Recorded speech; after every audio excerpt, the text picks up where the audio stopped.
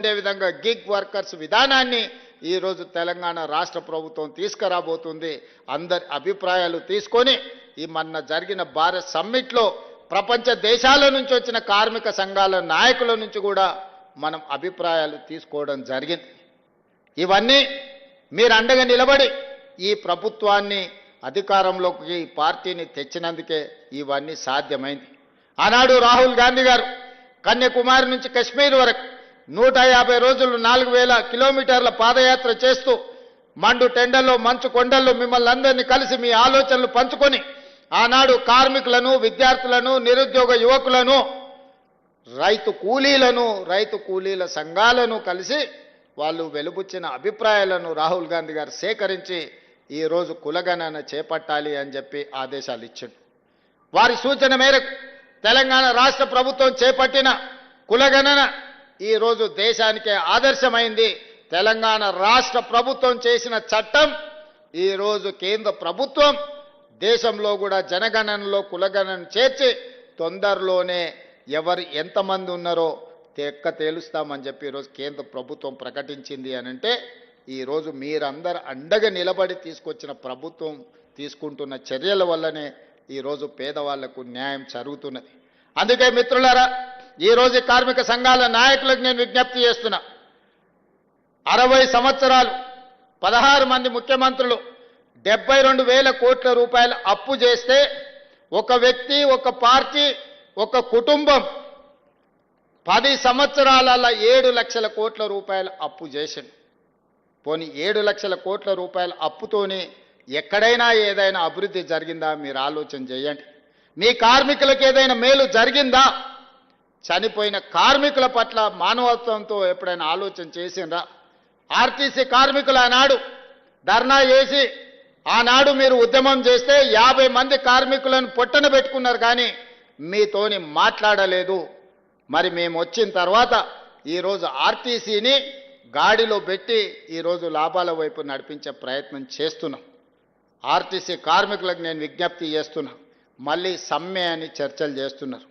దయచేసి ఈ సంస్థ మీది. ఈ సంస్థను ఏ మాత్రం పట్టింపులకో రాజకీయ నేపథ్యంలో ఎవరైనా ప్రోత్సహిస్తే, మనం ఏదైనా ఒక నిర్ణయం తప్పుగా చేస్తే మొత్తం సంస్థనే దెబ్బతినే పరిస్థితి ఈరోజు ఉంది. అదే కాదు, ఇవాళ మీరు ఆలోచన చేయండి, 7 లక్షల పైచిలకు కోట్ల రూపాయల అప్పులు రాష్ట్ర ప్రభుత్వం మీద ఉన్నాయి. ఆయన 50,000 కోట్ల రూపాయల కాంట్రాక్టర్ల బిల్లులు పెండింగ్ పెట్టాడు. బొగ్గు సరఫరా చేసిన సింగరేణికి 20,000 కోట్ల రూపాయలు పెండింగ్ పెట్టాడు. అదేవిధంగా వ్యవసాయానికి ఉచిత విద్యుత్తు అందించిన విద్యుత్తు శాఖకు దాదాపుగా 25-30,000 కోట్ల రూపాయలు పెండింగ్ పెట్టాడు.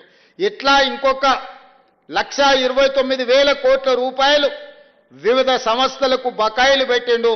చంద్రశేఖరరావు గారు డిసెంబర్ 7, 2023 నాడు మాకు అధికారం అప్పజెప్పినప్పుడు 8,29,000 కోట్ల రూపాయల అప్పులు మా చేతికి అందించిండు. ఇందులో 7,11,000 కోట్ల రూపాయలు వివిధ బ్యాంకులల్లా, వివిధ సంస్థలల్లా ప్రభుత్వం పూచీకత్తు పెట్టి అప్పులు తెస్తే మిగతావి వివిధ సంస్థలలో ఉద్దెర పెట్టిండు.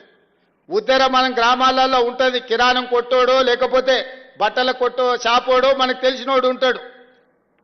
దానికి ఒప్పందాలు, ఇన్స్టాల్మెంట్స్ ఏముండవు. ఊర్లో మనకు ఉండే గౌరవం కొద్ది అప్పిస్తారు.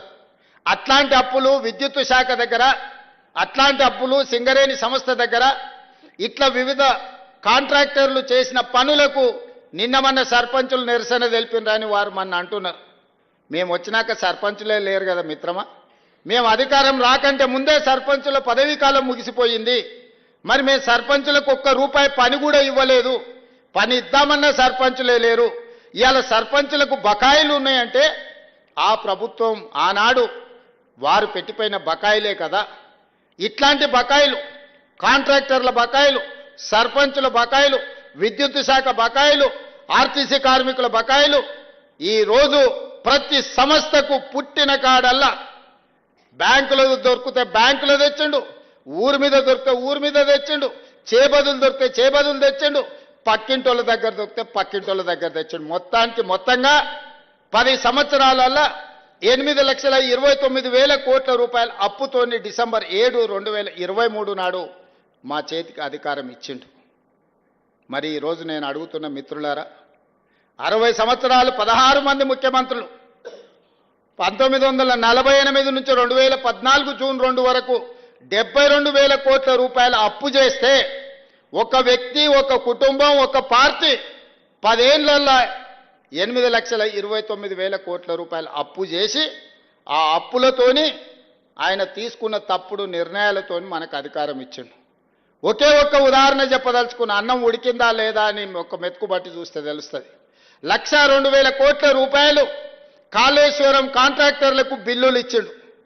3 ఏళ్ల కట్టుడు కూలుడు సరిపోయింది. ఆయన కాళేశ్వరం అన్నాడు, మా కోమటిరెడ్డి వెంకన్న అది కూలేశ్వరం అన్నాడు. ఎక్కడైనా ఈ భూమి మీద 1,02,000 కోట్ల రూపాయలు పెట్టి కట్టిన ప్రాజెక్టులు, మేడిగడ్డ, సుందిల్లా, అన్నారం అనే ప్రాజెక్టులు కుప్పగూలిపోవడం ఎక్కడన్నా చూసిండ్రా? మనం ఇల్లు కట్టుకుంటే కూడా 50 ఏళ్ళు ఉంటుంది, గుడిసేసుకుంటే కూడా 10 ఏళ్ళు ఉంటుంది. పేదోళ్ళు ఊర్లలో కట్టుకునే గుడిసె కూడా ఓ 10 ఏళ్ళు ఉంటుంది. 10 ఏళ్ళ తర్వాత తాటాకులు పోతే కొత్త వేసుకుంటాం. కానీ 1,00,000 కోట్ల రూపాయలు కట్టిన కాళేశ్వరం 3 ఏళ్లకే కుప్పగూలిపోయింది. ఇట్లా 8 లక్షల కోట్ల రూపాయలు ఎక్కడికి పోయినవో ఆనమాళ్ళు దొరకకుండా పోయినాయి. ఈ పరిస్థితుల్లో కష్టపడి రూపాయి జమ చేసి ఇవాళ ప్రతి నెల నేను 15 నెలల ప్రభుత్వాన్ని నడిపిన దాంట్లో 1,58,000 కోట్ల రూపాయలు అప్పు చేస్తే 1,52,000 కోట్ల రూపాయలు ఆయన చేసిన అప్పులకు అసలుకు మిత్తికి కట్టాల్సి వచ్చింది.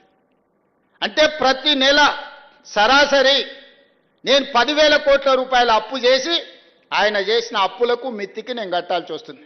ఒక్క రూపాయి కూడా ఈ కార్మికుల కోసమో, ఈ విద్యార్థుల కోసమో, ఈ నిరుద్యోగ యువకుల కోసమో, ఈ రాష్ట్రంలో ఉన్న రైతుల కోసమో తెచ్చిన అప్పుల నుంచి ఒక్క రూపాయి కూడా ఖర్చు పెట్టలేని పరిస్థితి ఉన్నది. 60 నెలలు నాకు అధికారాన్ని అప్పచెప్పితే నెలకు 10,000 కోట్ల రూపాయల చొప్పున 6 లక్షల కోట్ల రూపాయలు ఆయన గారు చేసిన అప్పులకు, తప్పులకు ఈరోజు నేను పాయమాలు కట్టాల్సి వస్తుంది. ఆయన అంటుండు రేవంత్ రెడ్డి వస్తేనే అప్పులు చేసిండు, రేవంత్ రెడ్డి వస్తేనే అప్పులు చేసిండు. ఆయన 1,52,000 కోట్లే అప్పు చేసిండని చెప్పిండు. కాదు, 1,58,000 కోట్ల రూపాయలు అప్పు చేసిండు మీ ముఖ్యమంత్రి. కానీ ఆ 1,52,000 కోట్ల 58,000 కోట్ల రూపాయలలో 1,52,000 కోట్ల రూపాయలు 15 నెలల ఆయన చేసిన అప్పులకు అసలు మిత్తి నేను కట్టాల్సి వచ్చింది. ఇంకెట్లా నడపాలనో రాష్ట్ర ప్రభుత్వాన్ని మీరు చెప్పండి.